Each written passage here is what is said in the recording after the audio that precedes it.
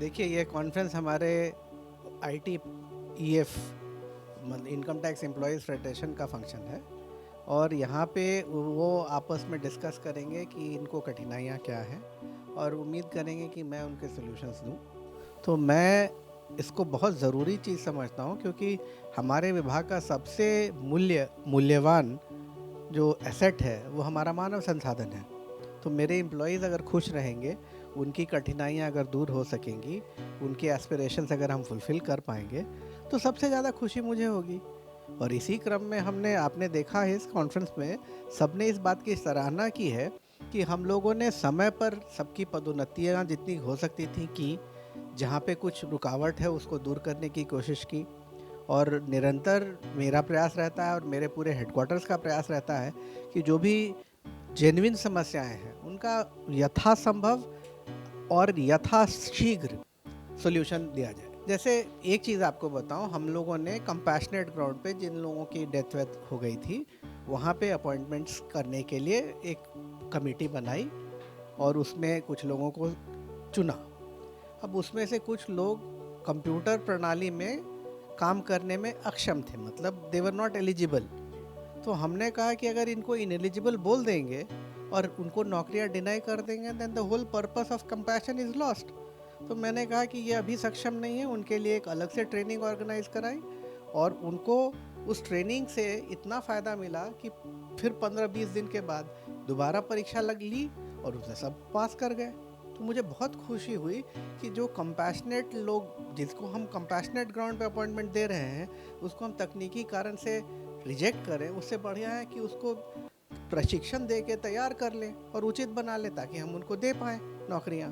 तो मुझे बहुत ही खुशी हुई कि उन कम से कम 5-7 परिवारों को हम नौकरियाँ दें। बिल्कुल मेरे परिवार का हिस्सा है, मैं परिवार का मुखिया हूँ, तो मेरे पास नहीं आएंगे तो किसके पास जाएंगे? आपको कोई तकलीफ होती है तो आप किसको बताते हैं? आप कोशिश करते हैं कि आपस में सुझाव हो जाए, अगर कहीं नहीं होता है तो सबसे बड़े आदमी के पास जाएंगे। तो मैं परिवार का हेड हूँ, तो मेरा तो काम ही है सबसे मिलना, सबसे बात करना, सबकी बात सुनना। देखिए, कई बार क्या होता है कि कुछ लोगों को अपनी समस्या सबसे बड़ी समस्या लगती है।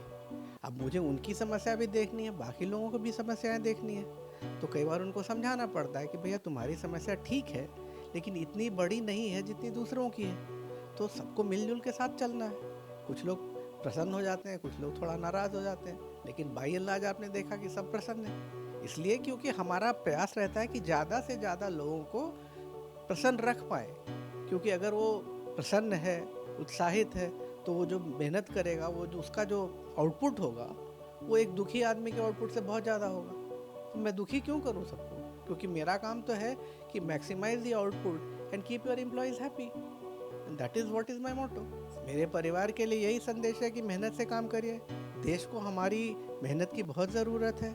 हम अभी नंबर 6 इकोनॉमी है और हमारा प्रयास है कि 1 साल 2 साल के अंदर हम नंबर 5 हो जाए, और अगर इसी तरह से हम मेहनत करते रहेंगे तो बहुत जल्दी नंबर 1 हो जाएंगे। उसके लिए आयकर संग्रह बहुत ज़रूरी है, क्योंकि जैसे जैसे इकोनॉमी बढ़ती है उसको रेगुलेट करना ज़्यादा ज़रूरी होता है। उसके लिए सरकार के पास धन की आवश्यकता है और धन आयकर से ही आएगा। राष्ट्र है भाई, और गुजरात का अभिन्न अंग है। तो बोलते हैं ना, एक राष्ट्र और 100 राष्ट्र, तो उस तरह से आप देखिए तो गुजरात। एंड अगर मैं आपको बताऊं कि यहाँ पे लोगों ने बहुत मेहनत की है। भूकंप के बाद आपको याद हो 2001 में भूकंप आया था और काफ़ी ही तबाही मची थी इस पूरे क्षेत्र में। अब वहाँ से देखिए भुज में कितनी प्रगति हुई है। आज हम कह सकते हैं कि Morbi is the ceramic capital of India and very shortly it में become the ceramic capital of the world. आपको ये जानकर आश्चर्य होगा कि कई इटली की कंपनियां और इटली के कई लोग यहाँ पे आके ये देख रहे हैं कि कैसे ये हमारे इटालियन मार्बल को डाउन नहीं कर दे। तो हम लोग मेहनत कर रहे हैं, सौराष्ट्र के लोग बहुत मेहनती हैं। क्योंकि आप देखिए उस तरह से कि ये रेगिस्तान का एक पार्ट था और वहाँ से अभी तक जो प्रगति हुई है वो सराहनीय है। People are very, very industrious and very enterprising. I'm thankful to them. They have paid their taxes properly, and that is why you see we have doubled the target in this place. So that is something which is very commendable. I thank the people of Gujarat and Saurashtra particularly for that. Thank you.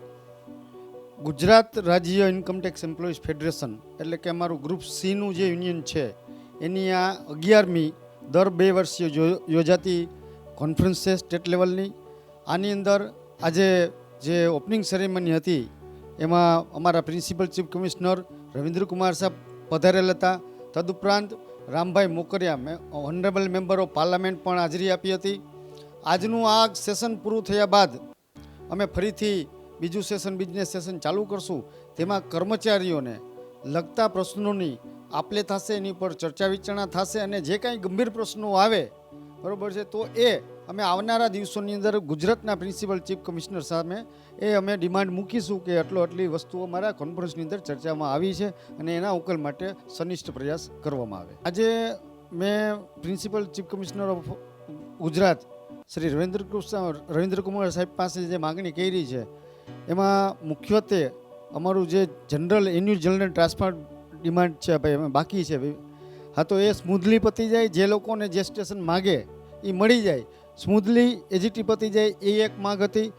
બીજું, corona કાળની અંદર income tax ગુજરાતની અંદર લગભગ 26 લોકોના મૃત્યુ થયા હતા, તો એમના જે વારસદારો છે એને નિયુક્તિને લઈને પણ મેં રવિન્દ્રકુમાર સાહેબ પાસે રજૂઆત કરેલી છે કે ભાઈ એ પ્રોસેસ બને એટલી જલ્દી કરવામાં આવે જેથી જે એલિજિબલ કેન્ડિડેટ છે વારસદાર એને નોકરીનો હક મળી શકે.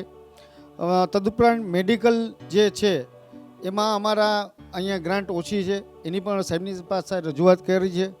આવી વિવિધ માગણીઓની સાથે રવિન્દ્રકુમાર સાહેબને અમે ફરીથી આ કોન્ફરન્સ પતે એટલે અમે લેટર આપીશું અને વાતચીત કરીશું. આવતીકાલનો કાર્યક્રમ આજ પ્રમાણેનો રહેશે.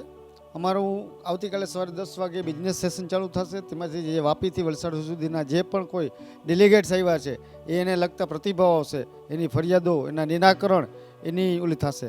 સાથે સાથે આવનારા 2 વર્ષ માટે ઇન્કમટેક્સ એમ્પ્લોઈઝ ફેડરેશન ગુજરાત સર્કલના જે નવા હોદ્દેદારો છે એની ડેમોક્રેટિક વે ઉપર આવતીકાલે ચૂંટણી થશે અને એ નવી બોડીની જાહેરાત પણ આ જ કોન્ફરન્સમાં કરવામાં આવશે. કર્મચારીઓના પ્રશ્નો ને લઈ અને આ ઓર્ગેનાઇઝેશન અમારું ચાલે છે, ઇન્કમટેક્સ એમ્પ્લોઈઝ ફેડરેશન, જે આજે 17 વર્ષની એની ઉંમર થઈ ગઈ છે. અત્યારે અમે 71મા વર્ષ ઉપર પ્રવેશી રહ્યા છીએ. ગુજરાતની દર 2 વર્ષે આ રીતના યુનિયનની કોન્ફરન્સ થઈ રહી છે અને યુનિયનને લગતા કર્મચારીઓના જે કોઈ પ્રશ્નો છે એ પ્રશ્નોનું અહીંયા અમે 2 દિવસ ડિસ્કશન અને ડેલિબ્રેશન કરીએ છીએ. એના ઉપરથી એક ચાર્ટર ઓફ ડિમાન્ડ બનાવીએ છીએ કે ભાઈ આ એડમિનિસ્ટ્રેશનની સામે આપણી ડિમાન્ડ મૂકશું તો આ વાયેબલ છે અને એડમિનિસ્ટ્રેશન આપણને સ્વીકારશે. એ રીતના ડિસ્કશન કરી અને એડમિનિસ્ટ્રેશનની સામે લોકશાહી ઢબે અમે મિટિંગો કરતા હોઈએ છીએ અને એડમિનિસ્ટ્રેશન અમારા ઇસ્યુને સેટલ કરતું હોય. અગર એડમિનિસ્ટ્રેશન સેટલ નથી કરતું તો Delhi central board of direct taxes સુધી આ મેટરને અમે લઈ જતા હોઈએ છીએ. અત્યારનો સંજોગો એવા છે કે CBDT પણ અમને સપોર્ટ નથી કરતું. તો જેમ કે આજે અહીંયા રામભાઈ મોકરિયા બેઠા છે, તો જે સાંસદોને દરેક રિજિયનના જે કર્મચારીઓને સપોર્ટ કરે છે એવા સાંસદોનો અમે સપોર્ટ લઈ અને સરકાર સુધી આ રજૂઆતો મોકલીએ. અહીંયા અત્યારે ગુજરાતને લાગે વળગે ત્યાં સુધી એડમિનિસ્ટ્રેશનના દરેક officers, principal chief commissioner Ravindrakumar સાહેબ 100% પોઝિટિવ છે. એમની પાસે જઈએ ઇસ્યુ લઈને તો ટોપ પ્રાયોરિટીમાં ડિસ્કશન કરી અને ડાયરેક્શન આપે છે કે ભાઈ આ કામ તુરંતમાં કરો, નિપટાવો. પણ ઘણી બધી વસ્તુ પોલિસી મેટરની હોય છે કે એમના કંટ્રોલની બહાર છે, એમને CBDT સુધી જવું પડતું હોય છે. અહીંયા ગુજરાતનું એટમોસ્ફિયર ખૂબ સારું છે, કર્મચારીઓનું અને એડમિનિસ્ટ્રેશનનું એક સારો એવો રેપો છે. અત્યારના સ્ટેજે અમારે લોકલ લેવલે કોઈ ઇસ્યુ નથી. કાર્યક્રમની રૂપરેખામાં આજે અમારું ઓપન સેશન જે અત્યારે ચાલી રહ્યું છે, ઓપન સેશન પછી અમારું બિઝનેસ સેશન ચાલુ થશે. જેમ મેં અગાઉ આપને કીધું એ પ્રમાણે દરેક વાપીથી લઈ અને વેરાવળ સુધીની દરેક ઓફિસના ડેલિગેટ આવ્યા છે. દરેકને લગતા જે કોઈ ઇસ્યુ હશે લોકલ ઓફિસના એનું ડિસ્કશન થશે. એના ઉપરથી અમે એક મેમોરેન્ડમ બનાવશું, ચાર્ટર ઓફ ડિમાન્ડ. જે ગુજરાત લેવલના પ્રશ્નો છે એ અહીંયા ગુજરાતના ચીફ કમિશનરની સામે મૂકશું. રાજકોટ રિજિયનના હશે તો રાજકોટના ચીફ કમિશનરની સામે મૂકશું અને CBDT લેવલના હશે તો અમારા સેક્રેટરી જનરલ જેમ અત્યારે રૂપક સરકાર એડ્રેસ કરી રહ્યા છે અમે એને પહોંચાડી અને CBDT સુધી આ વાતને પહોંચાડ. આવતીકાલે પૂરા દિવસ એ બિઝનેસ સેશન રહેશે અને અમારું ગુજરાતનું બોડીનું ઇલેક્શન રહેશે. આવા જ અવનવા વિડીયોઝ માટે અબ તકની ચેનલને સબસ્ક્રાઇબ, લાઇક અને શેર કરતા ના ભૂલશો. આ જ રીતે જોડાયેલા રહો અબ તક સાથે.